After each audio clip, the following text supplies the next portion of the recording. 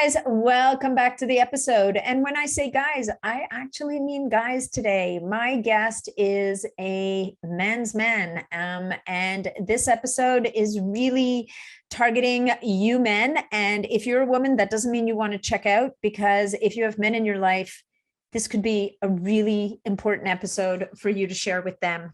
Mike is a performance specialist, and he is the founder of an organization called the Kettlebell Lifestyle.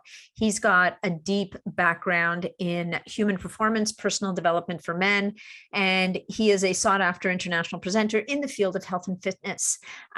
He talks to us. We had a great conversation about his own path of resolving sports-related injuries and how he got interested in what he's doing now. And he runs these incredible, or what sound like these really life-changing men's retreats, where it's all about the boys. And I just really enjoyed my conversation with Mike. I'm really excited to share this episode with you guys. It's very different than any other episode I've recorded to date, and I think you're really going to enjoy it. So to get in touch with Mike, you can find him through his website, which is kettlebelllifestyle.com. You can find him on Facebook, which is Mike Salemi Official. His last name is SALEM official. And on Instagram, he's Mike.Salemi, which is Mike.SALEM, like mother I. So just sit back and relax on this one. I don't know that you're really going to need your notebook for this one, but I think you're really going to enjoy it. And if any of you are looking for that reboot, then Mike is hosting a retreat coming up in October, and it might just be the best way to spend a weekend. So enjoy the episode. You know, of course, how much I appreciate you guys and how much I love doing this. And so if you get value from this episode, please make sure that you share it out with your friends, your family, your networks, anybody who you think will also get value from it. And if you did get value from the episode and are feeling inspired, please make sure to leave us a review on whatever platform you're listening to the podcast. And if you've got any comments, questions for me, you know where to find me. My website, natnidham.com, on Instagram at Natalie Nidham, and on Facebook in the Optimizing Superhuman Performance group. So thank you so much for being here, and enjoy the episode. Hey folks, just a little bit of housekeeping before we launch into the episode. Please remember that all of the information provided in these podcasts is for information purposes only. We are never offering treatments, cures, whatever, for any kind of disease or medical condition. Anything you hear about here is going to be intriguing. There's some research around it, but make sure that you check with your medical provider before you go off and do any of this stuff for yourself. All right. So, enjoy the episode. And also, if you're looking to connect with me for any reason, with your comments, questions, whatever it may be, you can reach me through my website, which is natnidham.com, or you can find me on Facebook in the Optimizing Superhuman Performance group, or on MeWe in the Biohacking Superhuman Performance group. And of course, you can also follow me on Instagram, which is at Natalie Nidham. Natalie is with an H between the T and the A, the second A. So thank you so much for being here. Appreciate you guys. Enjoy the episode. Welcome to the podcast, Mike Salemi. It is such a pleasure to meet you today.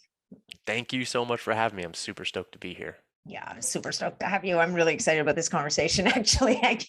As people know, we always have a conversation before the podcast. And that's when we kind of warm up as host and guest, when we haven't met before, and kind of pick up on each other's energy and vibe a little bit and come to an understanding about where we're hoping to take this conversation. So this is a bit of a departure for me because, you know, more often than not, I think as a woman, mostly it's women that gravitate towards me for these podcasts. And I end up talking about a lot of women-centered stuff, even though I'm not a women's podcast.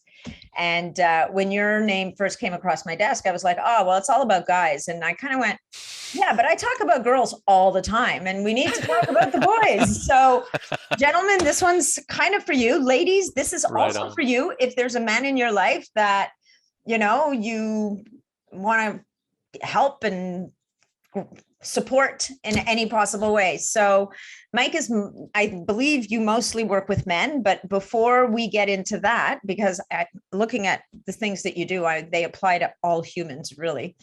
But before we get into that, we always like to start this podcast understanding a little bit more about our guest and how he got to where he is today. So if you could tell us a little bit about yourself, your likes, your dislikes and such, that would be my favorite foods, my yeah. my vices.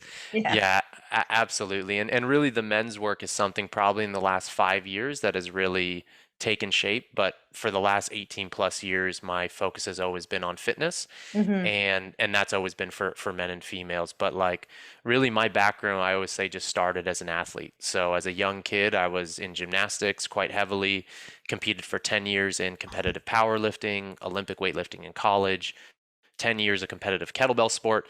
So Wow. basically my training ground, and I had some amazing coaches, like US Olympic coaches all along the way.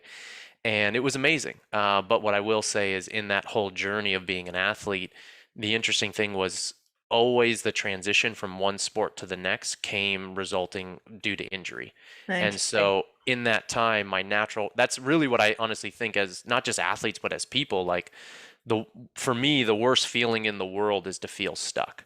Yeah. And when an athlete or a person is stopped in their natural progression towards their dream, and so whether it's you've got new business, let's say you're starting, something happens or family issues happen and you're stopped in that natural progression, it's really tough. It's really tough on not just the physical body, but more importantly, the mental and the emotional body. So Mm-hmm.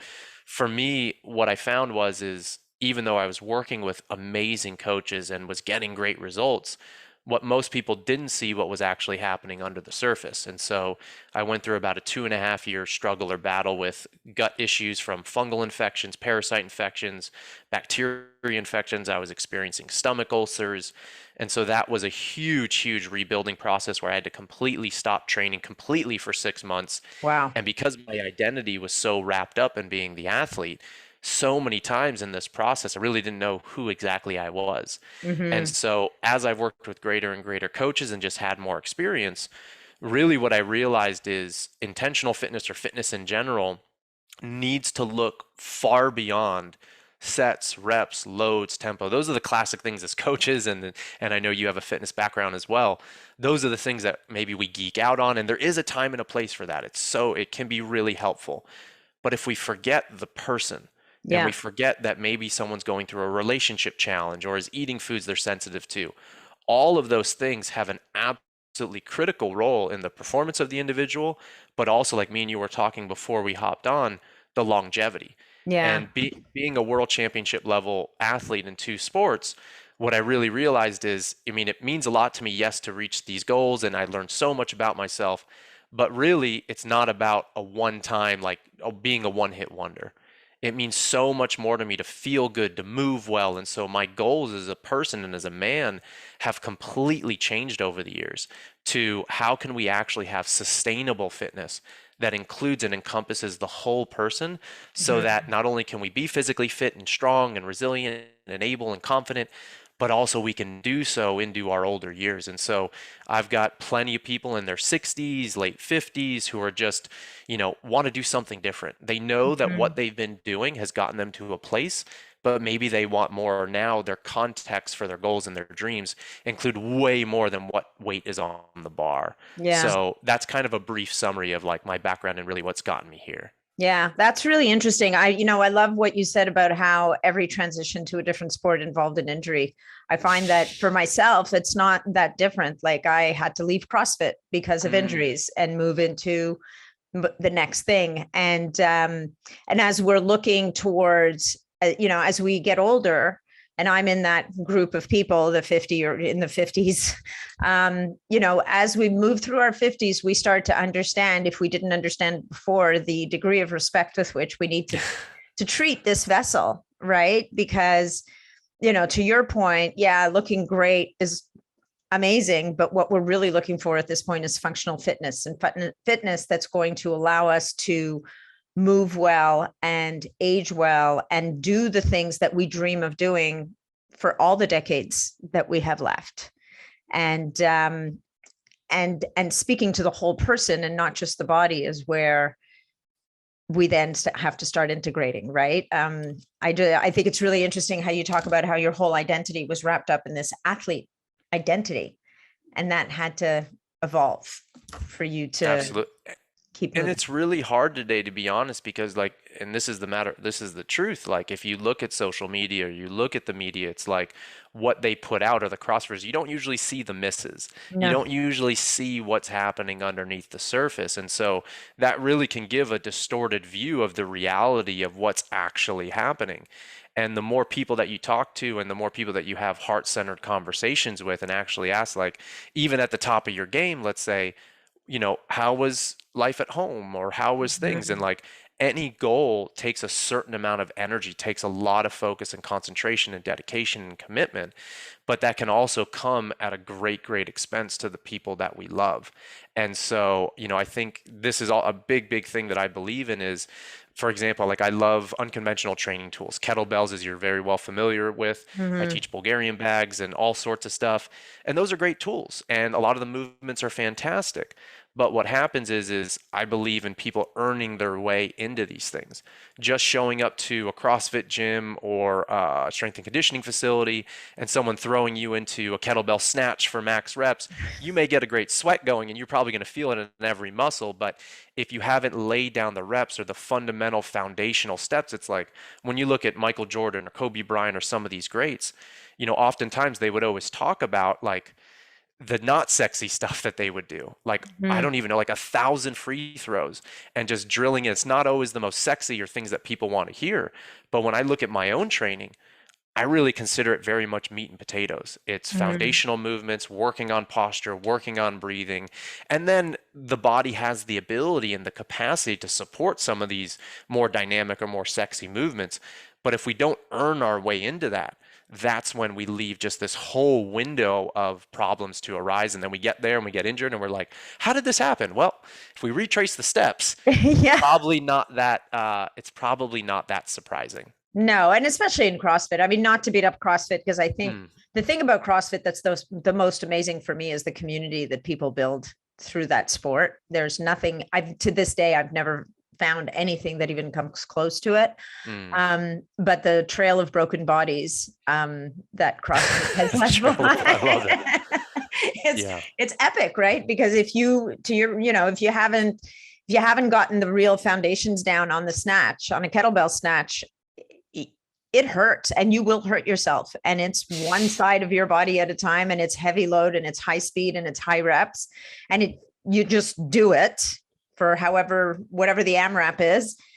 And then you pay the consequences on the other side. It's so true because even like I hear all the time, like a kettlebell swing, which is like, for those who aren't familiar, it's probably when people think about kettlebells, I would imagine they either think of the kettlebell swing might come up in their head or something called the Turkish get up. Yeah. And those are great movements, but at the same time, like a kettlebell swing for me is an intermediate to an advanced lift. It's a Mm-hmm. high speed movement, a repetitive power movement. And if you don't have the prerequisites of stability, of mobility, range of motion, it's like you're basically like shooting a cannon from a canoe, as one of my mentors would say, Paul Chek. It's like, so that might be a beginning kettlebell movement, but it's by no means a beginner level movement. Absolutely. So yeah, so let's talk a little bit also that I love that shooting a cannon out of a canoe. That actually the imagery on that is rather hilarious. Um, so let's talk about some of the people that really influenced you along the way, because I know that I listened to another podcast that you were on, and there's a chiropractor that was a big turning point, who was a big turning point for you, and then I would imagine that Paul Chek had some degree of influence on where you're Just a at little. today. And I don't think once you come in contact with a guy like that, you don't come out the other side unchanged necessarily. So maybe we could talk about that a little bit. Yeah, absolutely. I mean, from when I was a gymnast, my most influential coach was a Bulgarian, a two-time Olympian named Krasimir Dunev. He was the first ever person at the time. I think he did this one in 96, not 92, to do 6 release moves on the high bar. So, for example, they would do giants or swings around the bar, Yeah. let go and then recatch. They would do some type of acrobatic movement. And so he was incredible. He was actually from, I don't know, 11 or 12 years old, and he had like the body of, I mean, he was just ripped. And he always told us that, like, if you want to be like me and you want to look like me and you want to perform like me, you got to get rid of the junk food. And Yeah. down my street, I've got Taco Bell, McDonald's, Pizza Hut, and Carl's Jr. Like Nice. literally, I could see them from my house window right now. And so as a kid, that was like my go-to after school. And so when he said that, like I told my parents, I was like, Mom, Dad, enough with fast food. Krasimir says no, and so the answer Oh, is no. nice. And Nice. and so he planted some amazing seeds. And then in powerlifting, the chiropractor who rehabbed me was a drug-free bench press champion of the world. He was a big influence. I trained at a gym called Westside Barbell for about a month when I was 18. There's a Netflix documentary. Very, very, very intense gym. Hands down, the strongest gym that there's ever been in history. I mean, multiple 900 plus pound squatters, six, Wow. 700 pound benchers. I mean, any day of the week, 800 pound deadlifters. And so in that facility, I mean, it's a cutthroat gym, like, oh, truly only the strong survive. But that I learned so much because a lot of the books behind me were actually translated books from Russia. And so a Mm, lot of during the Soviet era, they put so much learning and education on a world stage and outperforming the other countries, specifically the USA, that they had developed so much in the training methodologies. And so Louis Simmons, who actually just passed away recently, the owner of that gym, he would always encourage people to read. He would always leave books at the gym. And so he was a big influence on me. In kettlebell sport, I went to St. Petersburg, Russia to train with the national team. And wow. in all of these things, they were, I don't know how to say it, but maybe like purists. And I think we need purists because they're people who Mhm. have completely devoted their life's work to one specific goal, objective sport, whether that's pushing as much weight as you can or lifting kettlebells for 10 minutes nonstop. But what I found is even though like I learned so much about that sport, the biggest missing element was what we talked about earlier, or we touched on, which was the whole person. And Mhm. so I'd been studying Paul since I was, I think, 16 or 17. I had his book, How to Eat, Move, and Be Healthy. Wow. And I was the strength and conditioning coach when I was 18 at a holistic lifestyle center, all modeled after Paul's teachings. And so I had studied with him, taken courses, but really in the final years of kettlebell sport, I had an injury to my left forearm that no one could figure out for 2.5 years. Basically, my left forearm would pool with blood, it would swell. I'd be forced to drop during any difficult, whether it was a competition effort or not, I'd be forced to drop the kettlebells, and I wasn't really able to reach the level that I wanted. And so in one of his courses in his holistic lifestyle, I think it was his level 2 course, at the end when we were all trying to get his signature and he was signing this meditation stick, it wasn't really the right time. There was probably 40 people in line who all wanted his time, but I was like, Paul, like, I mean, for those who aren't familiar, Paul Chek is kind of like one of the fathers of functional movement. He's a holistic health practitioner, and he's really made his life's work in solving medical failures, Yeah. from cancer to orthopedic injuries to Kobe to you name it. And so I was like, Paul, nobody can figure out what the F is going on with my arm. And I was almost in tears. I was like, can you help me? And he was the first person, after seeing almost 9 different practitioners over 2.5 years, he was the first person that didn't promise he could fix me. Nice. And I was like, wow, with the level of experience and knowledge and background as this guy, he told me on the spot, he's like, based off of what you're saying, and he felt my form, it sounds like I have an idea, but I can't promise you. I'm not positive I can work with, or not positive I can create a solution, but I think I know what it is. You'd have to come down for 1 to 2 days and we can see. And we can develop the process and we can see if we can rebuild you. And so I just trusted my gut, and 2.5 years of every single month flying down to San Diego, California, he completely reoriented my view on strength and conditioning, and his teachings is really the cornerstone and the foundation for really how I view all strength and conditioning and performance and wellness. So he's been a massive coach, mentor, friend now to me. I started with him in, I think it was like 2013 to 2016. So, almost not quite 10 years, but about 9 years we've been in close contact. Wow, that's amazing. That's some mentor for anybody to get a hold of. So and so what's amazing, what I love also about you is you've taken all of this, all of this learning, all of this information, and like all people in the space really who are creators, you've now synthesized really your own approach out of all of this stuff, which I think is really amazing. And I'm really looking forward to learning more about it right now. So one of the things that you talk about a lot is called intentional fitness. And maybe you could explain to us what that means exactly. I mean, it sounds amazing to me because as I said to you, I've been in gyms and as an instructor and different things and seen lots of people unintentionally do any number of things in a gym. But I think that what you're talking about maybe goes a little bit deeper than that. So but maybe we could talk about that concept a little bit and how you use it with your clients and the people that you work with. Yeah, certainly. I mean, at a basic level, I think two things come up. One, what we shared earlier about how the human body is composed of a complex system of systems. And so to treat it from the physical lens, you miss the mental, the emotional, and the spiritual. And because we're all just unified human beings, any stress in any one of those areas will absolutely have an effect in the other. And so in my work with Paul, we did I mean, I was only not only, but traveling to him once a month. But then during the month, I would fill out what he would call a training readiness assessment, which would look at on each day limbic emotional stress, hormonal stress, muscle and joint soreness, something he calls his four doctor approach. So looking at the happiness component or the mindset, looking at diet, looking at quiet, he calls it, or recovery, and then looking at movement. And so the consideration again of all those things is what filters into this intentional fitness.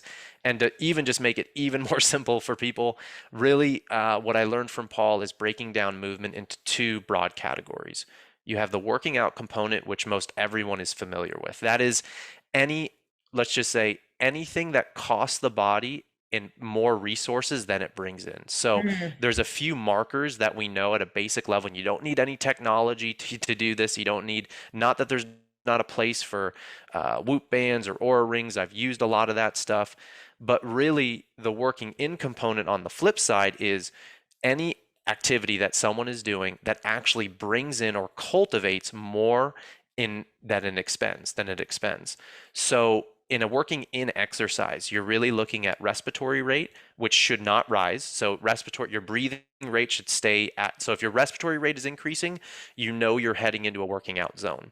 If heart rate increases, you know you're heading into a working out. If you're sweating, if your tongue starts drying out, and then if you're on a working in exercise, you should be able to do it on a full belly and it should improve digestion. So I'm sure all of us have had the experience where you had a big dinner, you went out with friends, and then you walked to the car.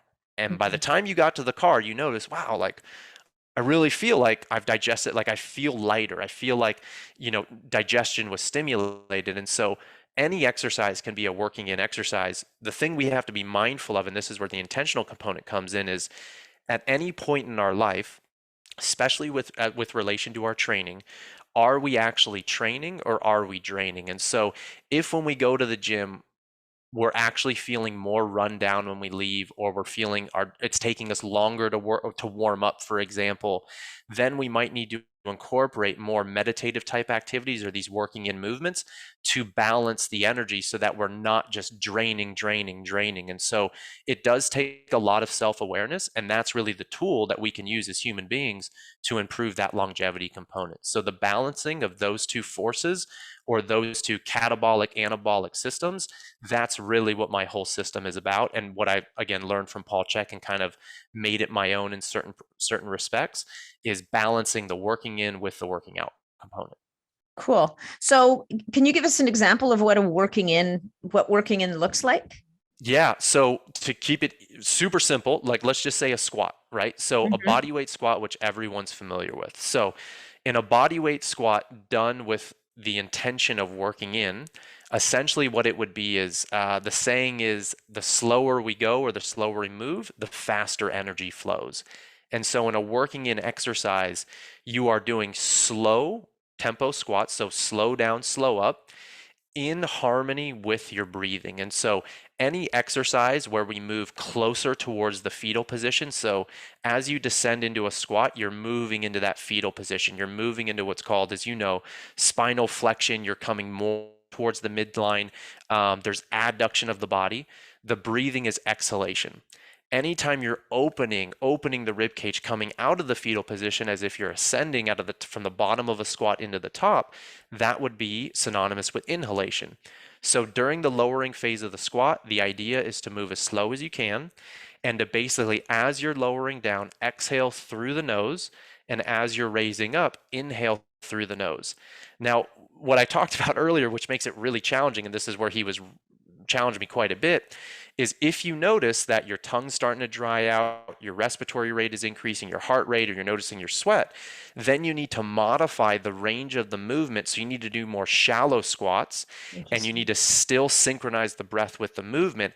And if you can stay in that momentum, in that groove, that's how we build the energy in the system to actually have movement be an energizing force in our life. So any movement you can think of can be working in. And the beauty is, one of the things that's different from like working out or loaded movements specifically is technique is not the main focus. So if your spine wants to round, let it round when you go down. So it's not about getting in your head, it's about getting in your body. And some of the biggest ahas, realizations that I've ever had have all come through these working in movements. And the cool thing is it doesn't have to be intimidating. Meditation for me, starting off with a powerlifting background, training at Westside Barbell, all this stuff, I was always afraid of meditation. I was like, that's foreign, that's strange, that I'm going to look funny. But when we can take movements that we're already familiar with, like even just taking a broomstick and doing a deadlift, but as we lower down, exhaling, as we stand up, inhaling, done with those criteria, we can take a familiar movement that we know, that we love, that feels safe, and we can actually have it be an energy cultivating activity. Wow, that's really cool. So how much working in does one do versus working out? Like, how do you determine the balance between those two things? I mean, it sounds really interesting. And my actual real background is classical ballet. Oh, wow. And working in sounds a lot more like the bar work that we would do to prepare for the, the fancier kind of cooler stuff that you would do in the center of the room, which is, it's the basics. It's very methodical. It's maybe a little bit more focused technically, obviously, because everything in ballet is highly technical. Nothing if it's not technical. But that whole idea of very intentional, very slow, not about, I don't know, not about like laying yourself out kind of thing, but just a very, very measured way of moving, and yet integral movement. So how do you balance the working in and working out, which, by the way, I love working in as a term. I think that's so cool. I think, there's a few resources and a few things I can point people towards. So Yeah. Paul's got a great book that I don't even know when he put it out, probably 25, 30 years ago, How to Eat, Move, and Be Healthy. In the beginning of that book, there's a questionnaire that anyone can take. They're all super simple questions, looking at things like stress, like digestion, movement, when you eat, energy levels. And once you basically complete the questionnaire, it puts you, or gives you in that moment, where you are in one of three categories. Are you in a red zone, meaning the body is highly stressed? Which someone who's in a red zone, and you could look at this as an Oura ring or a Whoop, but that's his questionnaire. Yeah. Someone like that should not be doing any working out, because Right. working out is actually going to send them into a deeper energetic deficit and Yeah. send them into a hole that is just going to be hard to get out of. So someone like that, that's already starting with a high level of stress or a lot of stuff going on, just working in, or simply, like, my favorite thing to do, honestly, and it sounds super simple, but again, meat and potatoes, just getting someone, especially when they wake up in the morning, to go outside and walk for 20 minutes, nasal breathing, that can and will change my life, change your life, change. If you're listening to this and that's all you do is Yeah. go outside, get some sun on your body, and nasal breathe for a 20 to 30 minute walk with no technology, game changer. Yeah. Then there's like a yellow zone, someone who's kind of in the middle, maybe is got some medium physiological load. Then that someone might be able to do kind of like a mix. Maybe I'm just going to say in general a 50-50 blend of working into working out. Then there's people who, if they're being, now here's a caveat. A lot of people who fill out the questionnaire have a very, and this just happens, have a very, they where they think they are Yeah. and where they actually are two say. different things. So I can't even tell you how many times on that questionnaire, and then we do a more comprehensive questionnaire in the later levels, but I can't even tell you how many people think they're in the green, and then when you actually look at their paperwork or you have a conversation with them, you're like, stuff isn't really adding up. Like either you're lying or you just don't quite know like what a good poop is. Like you Yeah. really don't know what good digestion is, good elimination is. So I will say there's a caveat there. And then someone who's in the green zone, green light, like you can basically do all the working out that you want, but you've got to be mindful that you're actually rebuilding. So in that perspective, I would still do at least probably in general 25% working in, 75% working out. And then, for example, in my program, I've got a program called Kettlebell Lifestyle. Basically, it's a very slow, stair-step, methodical approach to entering into kettlebells for beginners or intermediates. And on any training day, once you start the training phase after you do an on-ramp, there's 5 questions that I ask. And basically, I took Paul's daily readiness assessment that looked at all those factors, and I simplified as much as I could and distilled it down so that it's a subjective test. So there is some play with that. But basically, looking at things like water retention, bloating, things about gut health, looking at motivation level, looking at how they're managing stress, looking at if their muscles or joints are sore from the last session or they recovered. And in literally 15 seconds, you can click these boxes, and then your training volume modifies based off of where you are on that day. And if you're showing up as very stressed and you're honestly filling it out like hopefully it should be done, then it might recommend just do working in today or just do your corrective flexibility program. So it's going to be based on the individual, and this is where the intentional aspect comes in, is treating everyone like an individual, and how I train myself to how maybe I train my girlfriend or how I might work with you or anybody else is going to be totally different based off of the starting place, and it's very intentional in that perspective. Yeah, I love that. I mean, so often I come across people who are, so desperate to fill in the blank, be in shape, lose weight. And particularly because I see this a lot in women going through menopause, because they wake up one morning, they've packed on a whole bunch of weight that wasn't there. Nothing much has changed except that their sleep's gone to hell in a handbasket because of their hormones shifting. Their stress has gone off the charts. They've packed on all this weight, and the natural response, is to run harder, run more often, do more things. And they end up putting themselves into this really bad spot where they've completely drained the battery, as it were. And the instinct is to push out more to try and offset, when really it's that turning inwards piece that maybe people need to do a bit more of. And, I think maybe I don't know if it's human nature to want to not deal with the thing, right? I'm just The real issue. Yeah. No, I don't want to deal with it. It's not that I don't want to deal with it.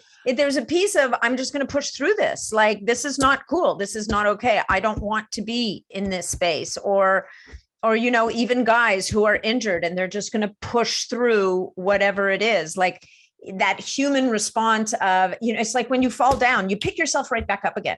Everything fine, nothing to see here, right? You barely even take the time to make sure that everything's still attached. Yeah. Right. It's a human nature thing to want to be okay, and push through. And, this approach, what you're really doing is, okay, let's just check in. Where are you at? And then let that be your guide without really the technology piece, which to some degree, reteaching people how to check in with themselves without having to look at a ring or an app or a band, which, I mean, I use the BioStrap and the Aura, we use all the toys, but being able to go back to that place where you're just checking in with yourself to figure out, what do I need today? And then honoring what you Mm. need today. It's so important because, like, I'm not against technology at all. So anyone who's listening, please don't get that. Please don't take that from this conversation, because I've used those things and they can be great, especially in times where we need an objective measurement. Like we need to. Yeah. It can be really helpful, but just like what you said, when it becomes a crutch, that's when it becomes a problem. Like I remember. I forget if this, yeah, this was when I was using the Aura Ring, like super regimented, like every day for 9 months. And then I went on a little vacation and I had forgot my ring at home. And so, because with kettlebells, it will wreck the ring. Yeah. And so, like, I would take it off. And so I remember being on a trip and I remember having a ton of anxiety Yeah. because I woke up like forgetting, I forget if I realized it the night before or just in that moment that I didn't have the ring. And I was like, so much anxiety came up. I was like, I don't know what to do. Like, I don't know. Do I work out? Do I work in? Da, da, da, da. And I started getting all up in my head. And then I was like, whoa, you need to slow the F down. And it was such a wake up call that I had over relied on that technology. And so, what I would recommend anyone who's using a technology, maybe incorporate from time to time, maybe it's 5 days on, 2 days off, Hmm. or maybe it's a period of time where you don't go without it and you really start tuning into what you had shared about the instinctual body. Because if I'm out in the woods or whatever, I want to be able to have enough inner knowing that where I'm at in that moment to guide my decisions for the rest of that day. But if I'm literally like deer in the headlights and I have no idea and I'm waiting for a device to tell me how hard to go, that's a pretty, like, I've given my power up to this device. Yeah. And that is really my goal, is to empower people to know themselves, to know their bodies. And it can be a beautiful thing if you use the technology to actually be a supportive tool rather than making the decisions for you. Yeah, no, absolutely. I love that. I love that. I think the technology is great when you're changing things up sometimes and you're looking at Hmm. more under the hood responses from the body, and that, whether it's a supplement or a different training regimen or whatever the case may be. But definitely having taking back your own superpower of knowing what you Yeah. need and when. Yeah, that's how Yeah. you really build, I think, like deep trust, self-trust and self-confidence. And that's, I think, whether we state it or not, I think that's what we're all looking for, is to wake up feeling more in our bodies, more capable, more in touch with ourselves. And from that place, it's really beautiful what can come about from it. And again, not having to rely on not just technology, but on anything external to tell us how we should or shouldn't live our life. Yeah, no, I love that. So I think that's amazing. So another thing that you work with a lot, which of course you've already mentioned it, but you go even further into this for other reasons, is somatic release breath work.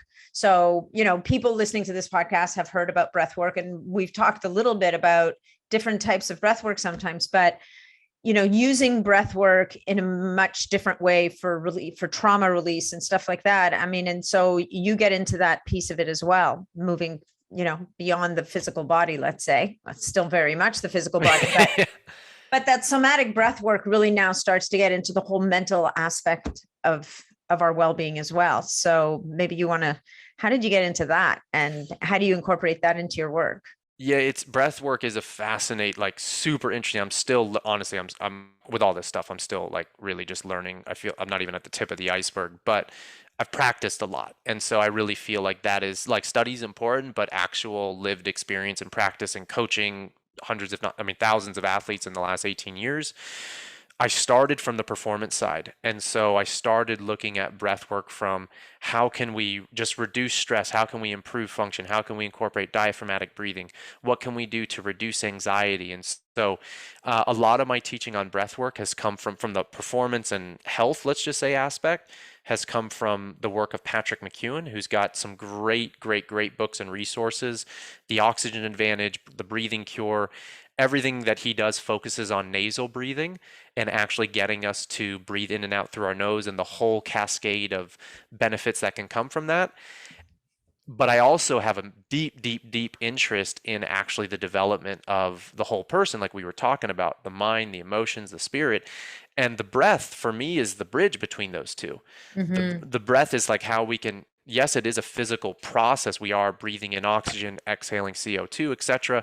But it's also the bridge to a lot of realizations and healing, like you were saying, trauma. And so for probably the last 5 years, maybe a little bit longer, for my own healing and just as a human being, like we all have different forms of trauma, whether that's big T trauma, like something horrific happened, whether it's a rape or being molested, whatever, or little T trauma. Like, for example, when I was a kid, maybe someone told me that I was never good enough to do something, or it was something that I either felt or heard or just sensed from a family member.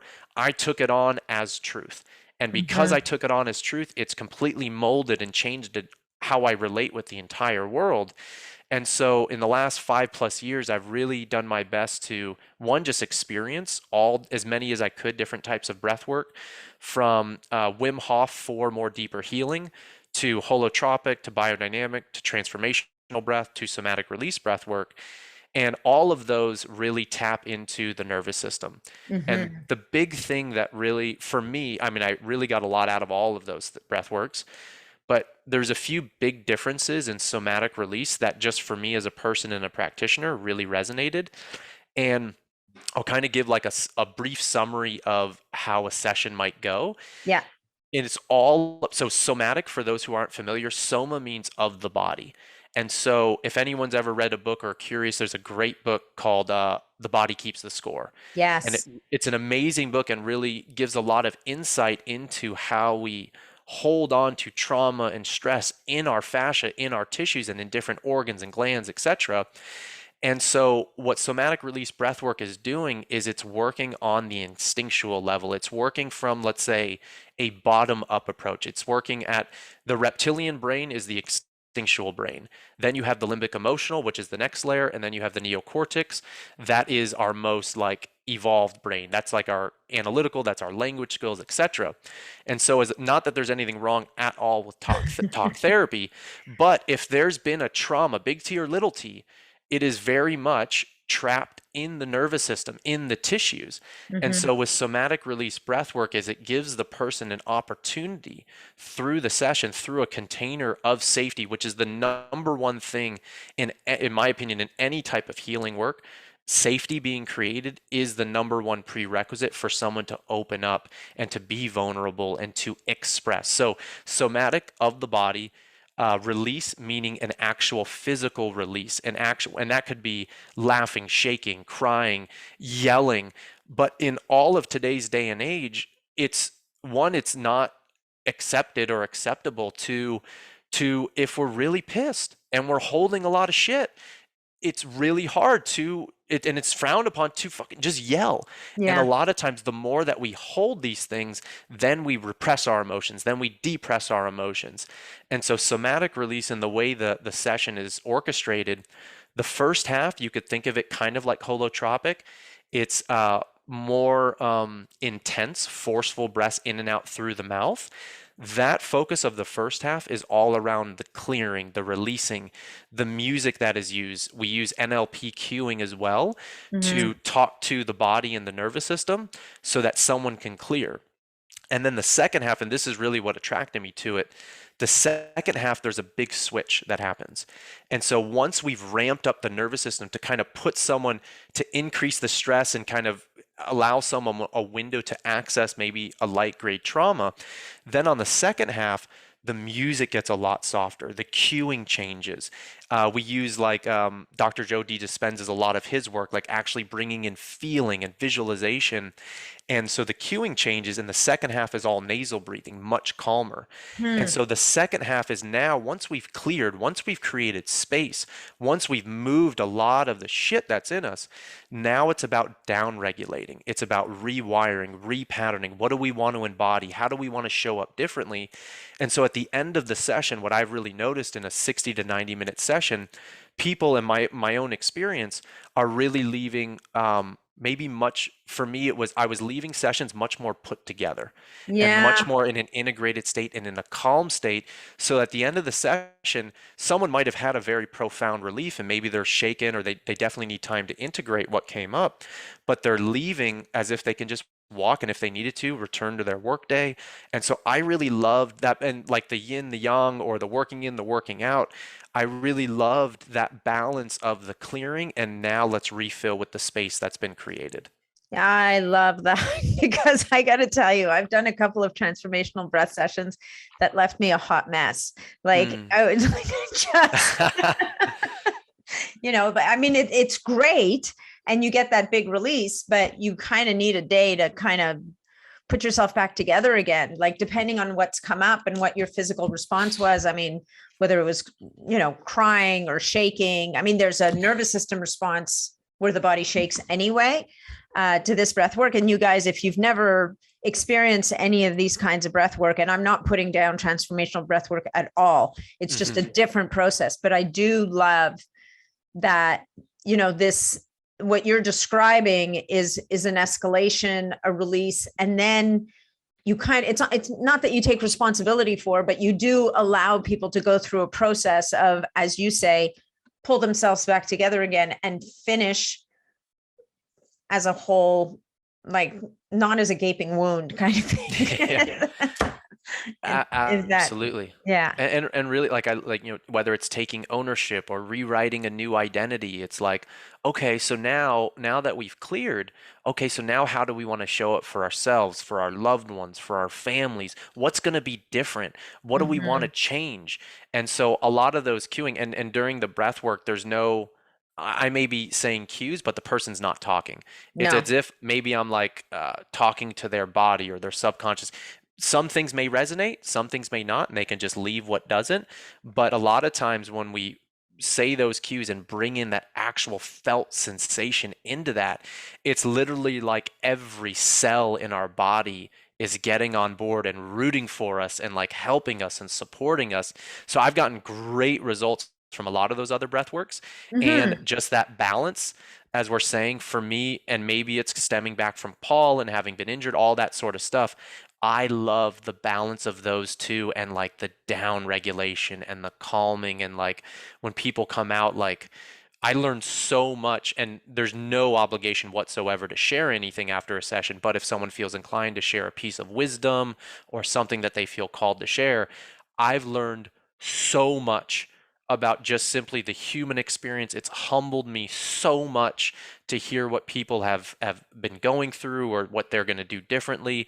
And it's like, it's probably that, in the men's work is probably the most rewarding aspect of my work. I love fitness and I love the Hmm. longevity, but in recent years I've really felt a call to support people at a deeper level, realizing that the weights on the bar may feel challenging. Like, it's a great feat for a guy or a gal to do a 200, 3, 4, 500 pound squat, but the real heavy weights are the emotional ones, and Well, that's yeah. really where it takes the courage. Well, you need both. I mean, if you're really going to get to that next level as a person, I think it takes working on both of those pieces. So when you're doing somatic breath with the somatic release breath work, are you doing this one-on-one with your clients, or do you do group classes? Like, is this all in-person work? Is it, how do you integrate the somatic release breath work into what you do? So in my practice, I do both groups and one-on-ones, and they're both a slightly different dynamic. With the groups, I mainly incorporate that at the retreats that I lead, and so usually to be a 2 hour block, which includes the sharing and preparation and talking people, what it's about, just allowing them to be prepped. Because if someone's never done Oh yeah. breath work as a whole, or even they've done breath work but nothing like what we're Yeah. talking about, it requires respect. Just like we said in the gym, like respect for our own process. Like, we're all complex individuals. So I'll do it in groups in that perspective. I don't teach classes right now, at least, but I also do virtual and in-person one-on-ones. And I've been really surprised. So the only difference between a virtual one-on-one and an in-person is, so there's a few things that we can use as practitioners. We can use our voice. And so when Mhm. someone's breathing, I can make audible sounds like to help them if they're stuck or holding their breath, for example. That can be helpful. Can also use, if someone's, let's say, there's an expression of anger that wants to come out and they're grunting, I might get next to them and just make subtle sounds like, ah, and kind of encourage something, Mhm. but never to push, kind of just meet them at their level. And it's amazing, just a little bit, like a little bit with this stuff goes a long way. Yeah. And we can also use touch as well, but Mhm.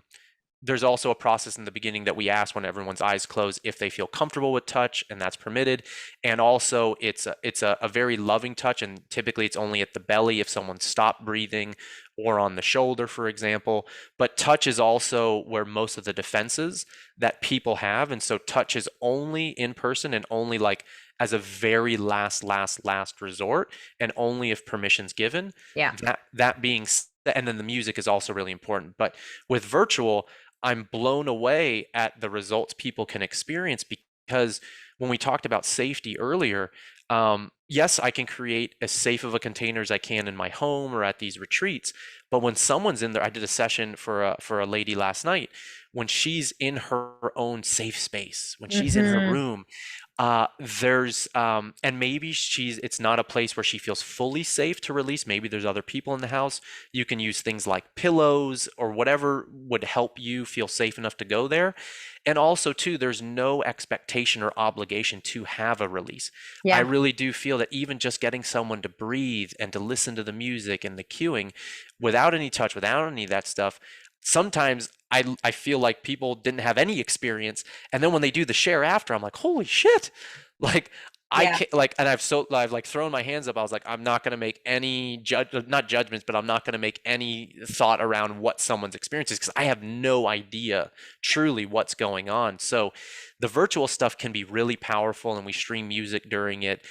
Usually the breathing's about an hour, but I'll do a 90-minute window for like a little intro, and then if they want to share at the end. Yeah. No, I love that. I actually recently co-hosted a women's retreat Oh um, wow. in the Dominican Republic. And my co-host, whose name is Dasha Maximov, actually, these poor women came off planes, and some of them came from very far. And within 2 hours, we're like at this center, and Dasha led them through a type of breath work as well, similar. And nobody knew anybody. Like, this was a bunch of strangers. And we did this breath work before doing an ice bath. Wow. And what was amazing, in spite of the looks of terror on a couple of the women's eyes, going, on ice, like ice, you mean like cold water ice? Like all of me in the ice? My whole body. Yeah, like all of it? Aren't going to get hypothermia? I learned about that in lifeguarding class.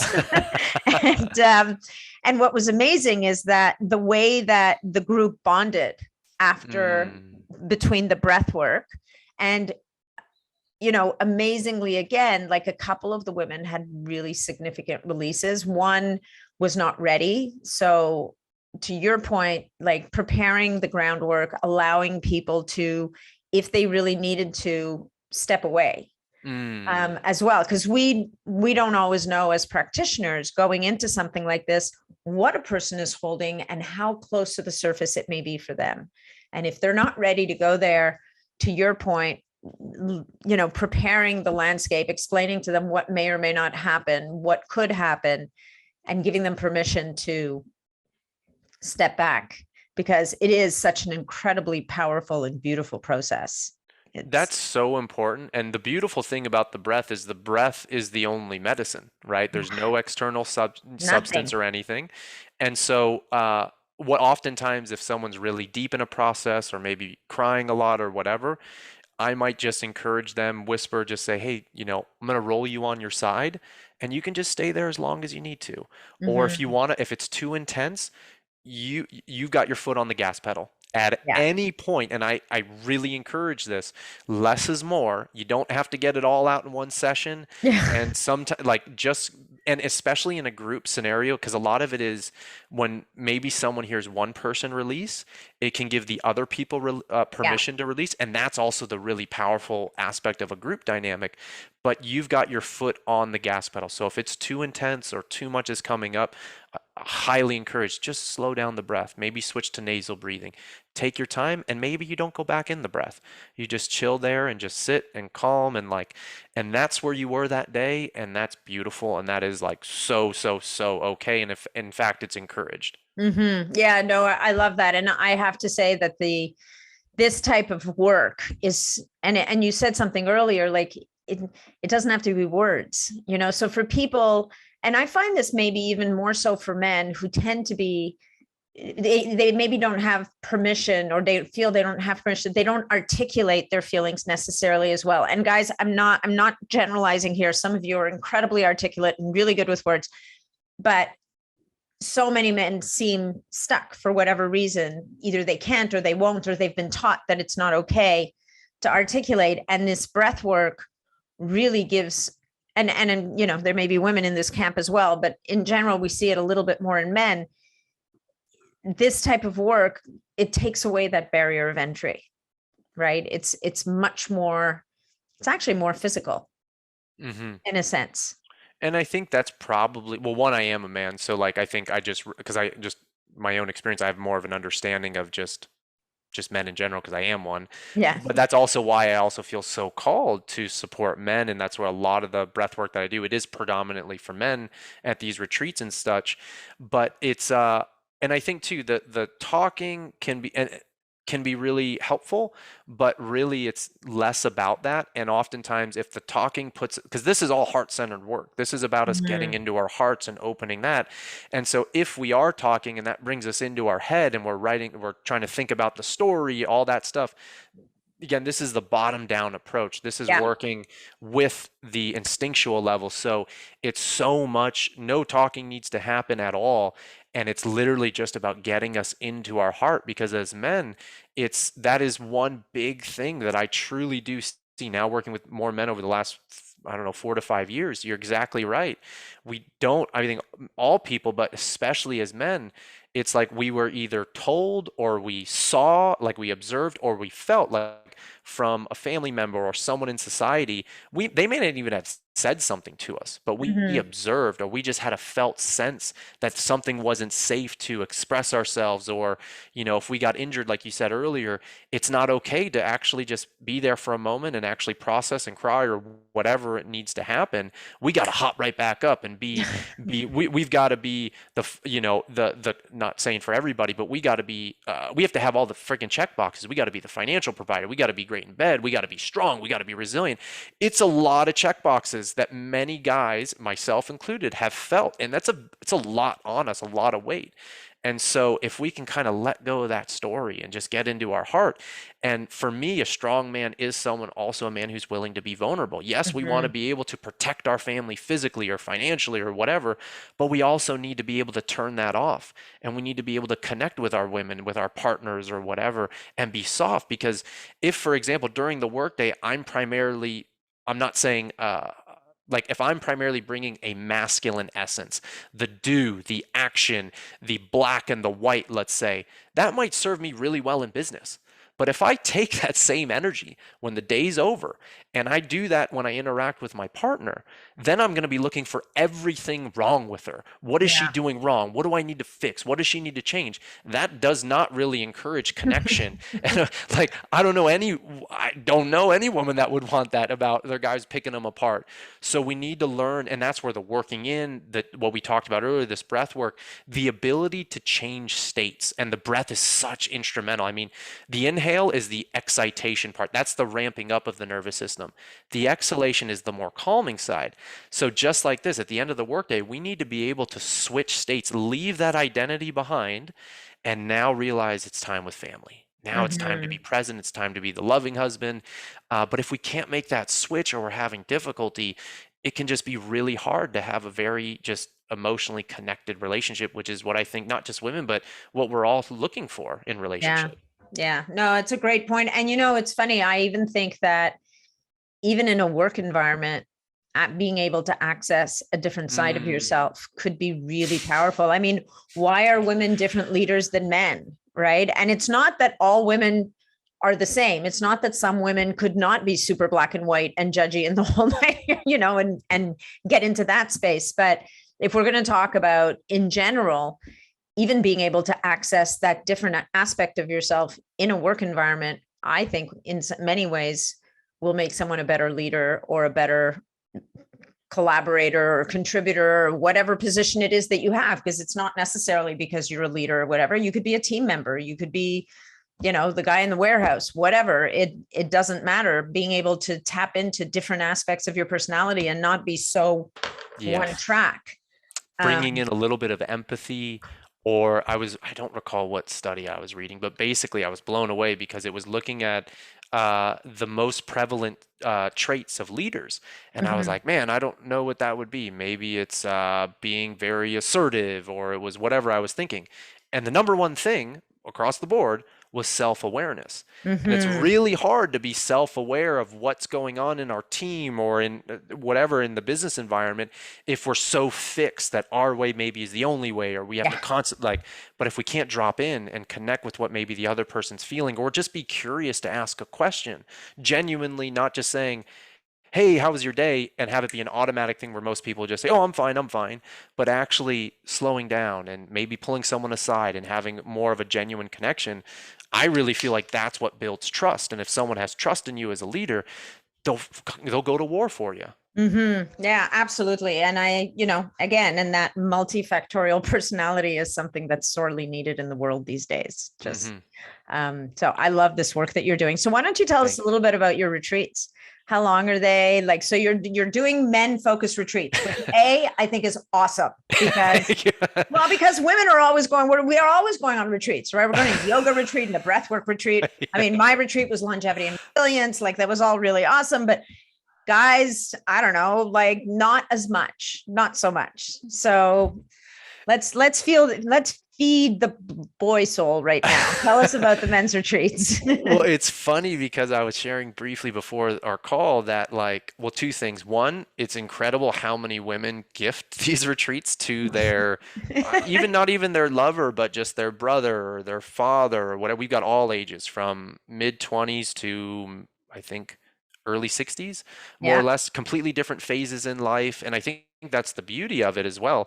But also the amount of women that I've had write me emails or whatever, write me on social after, like, my husband or whatever is completely different after the retreat, or is showing up totally different as a father. And that's what really excites me, because one of my goals and my dreams is to create these containers of safety where guys can get together to develop that sense of brother. There's something very special and unique when all women get together, and there's also something very unique when all men get together. There's a level of safety in conversations and dialogues Mm-hmm. that a lot of men just don't feel.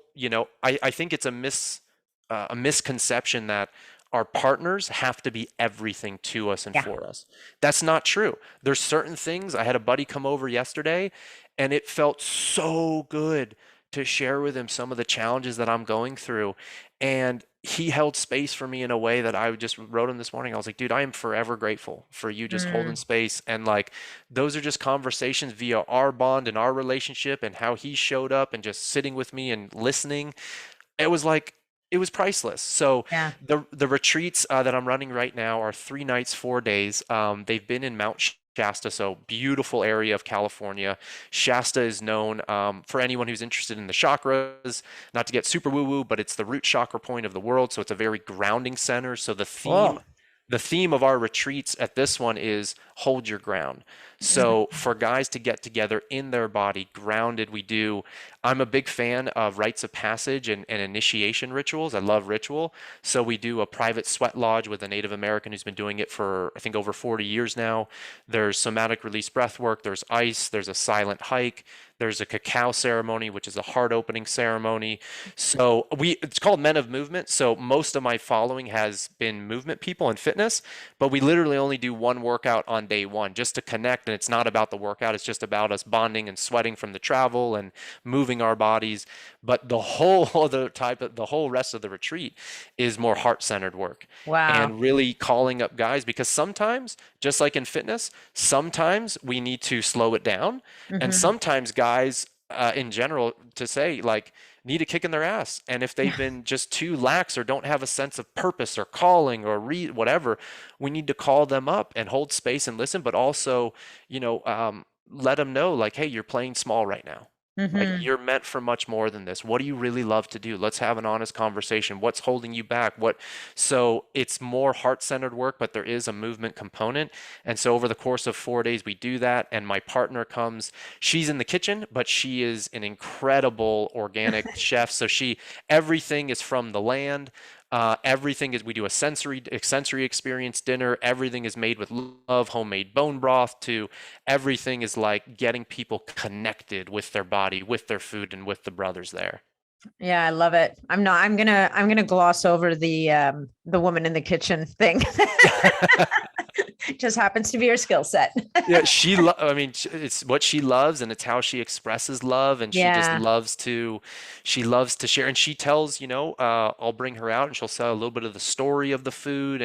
And she brings, even, I don't want to say she's in the background, but she's in the kitchen a lot. But like, it's so nice to have a feminine presence Hmm. there as well and bring a little bit of softness to things. And like, so it's really, and it's an incredible thing to be able to do this and co-create this stuff with her because she's Oh not only yeah. like my biggest fan, but she's an absolutely integral part in this whole experience. So she's incredible, and I'm like just super grateful that she's willing to be a part of this with me. That's awesome. I love that. Bring a little bit of femininity Yeah, into the space, soften the edges soften a the little edges, bit. soften it a little bit. Yeah. It's all that boy energy. Yeah, we're beating the drum. We're getting, and which is great. Yeah. But little bit of softness and cooling, and like all of the meals are via the activities are all very intentionally created. And so after the sweat lodge, what meals created in the morning of that, there's fasting incorporated. So the exact meals and where things are, everything's intentional around the Yeah. whole thing. There's a plan. Everything There's has a a plan. plan. And also I've learned to also be very flexible. So I love having organization and there's some benchmark things each day. But if someone is really opening up and someone is going through a process, like we are switching the plan, or if the guys need something else, I am so open to go off script and to modify, to pull things out, or to pull in other tools. And sometimes the most valuable thing happens in between the activities when the guys actually have time and space to connect with each other. And Yeah. so I've learned to like, I love the plan. And also there's a time and a place to like say, screw the plan. What's happening is amazing and Yeah. what the whole theme is. So let's not go into the next thing and keep doing as well. Yeah. No, I love that. I definitely found in planning the retreat, pulling back on, like resisting the temptation to just keep packing more and more and more and more in and allowing for those spaces. Do you find that your retreat members really they kind of stay in touch, like they bond over these retreats? I was amazed at the degree of connection that people left with. And Yeah. I would guess that you see the same thing. And there's some, it's interesting because I'd say about 50% of the guys, more or less, have done a lot of self-development work, and the other 50% haven't done any. And so it's so cool to like they all like my main job is to facilitate, to create the container, and I've got some great facilitators, but really organically letting things happen. And like when guys they stay in a glamping type tent, 2 people per tent, and the conversations at the end of the day that happen is just incredible. And I've seen so much connection just to your Mhm. point that have happened. I'm like, whoa, this guy's going to that guy's retreat now. And like, I'm Yeah. like, hell yeah. Like me and Lauren, my partner, were just in Costa Rica for one of the members' yoga retreats. And there was another member there who attended the retreat with his wife, and we all got to bond. And I didn't even know that they really kept in close contact. And I was like, dude, this is fucking awesome. Now Yeah. we're all here together. We're all driving in a different space and a different vibe. So it's really cool. Really, really cool. Oh my God. I love it. This Thank is you. so amazing. I think I might have to send you my husband. I mean, Yeah. he's one of the guys that's done a lot of the work, but Okay. every guy deserves a real holiday once in a while. It's Yeah, and sometimes it's creating that space. And even the guys who have had more life experience or done a lot of this work, it's like one of the things I really feel like as society, we don't have rites of passage or initiations, but Mhm. also we don't really have elders anymore. Yeah. And so, like, I love when some of these older guys with more life experience who have been through stuff become mentors. Like, I really think the mentorship role, like, there's things that they've experienced that I will never experience or may not experience something remotely similar for 10, 20 years. And so Hmm. giving them the platform to share what they've learned is like invaluable for anyone, myself included, let alone people who haven't had any context to put this stuff together. Yeah, no, I love that. And it's what you said earlier, like you get a full range of ages and types of people. And I do think it's in society, we tend to be siloed. Like we hang out with people our own age, or we do things that we're supposed to do at whatever stage of life we're at. And when you create a container like this that is non-judgmental, and you end up attracting different people from different parts of life, and they now interact and connect in such a deep way, it is quite amazing what can unfold Mm, coming out of it. So it's I so think cool. that's very cool. Okay, so Mike, tell us about where people can find you, or is there anything else you want to talk about? Did we leave anything out that we should have covered? I think, like, at this point, I'm sold. I'm wishing I was a guy. Well, I am so grateful and honored to be here and to be able to platform to share all, like those are the three things that I'm most passionate about, especially moving into more men's work. So I am so complete and so stoked. And if anyone's curious to learn more or has a family member or friend who's interested in some of the work that I'm doing, my website is mikesalemi.io. I am on Instagram, which is mike.salemi. I mainly post fitness stuff there, as well as my YouTube channel, which is just my name. But I am starting to share more of the men's work stuff. And if anyone goes to my website, there's a drop down in the upper right that people can, if they're interested in a somatic release session or to find out more info. We have our next retreat coming up in next week, and then the next one will be in October as well. So people can just book a call to hop on a call with me or just shoot me any questions that they've got. Okay, great. So next week, so guys, just so you know, we're recording on May 4th. Unfortunately, the way my podcast process works, we won't be out in time for any last minute sliders to come into your retreat Okay, next all week. good. But hopefully we can help you to be found by someone for Thank you. October who needs you. Thank you so So much. Mike, thank you so much. This has been a great conversation. I really appreciate you being here. Super welcome. Thanks again.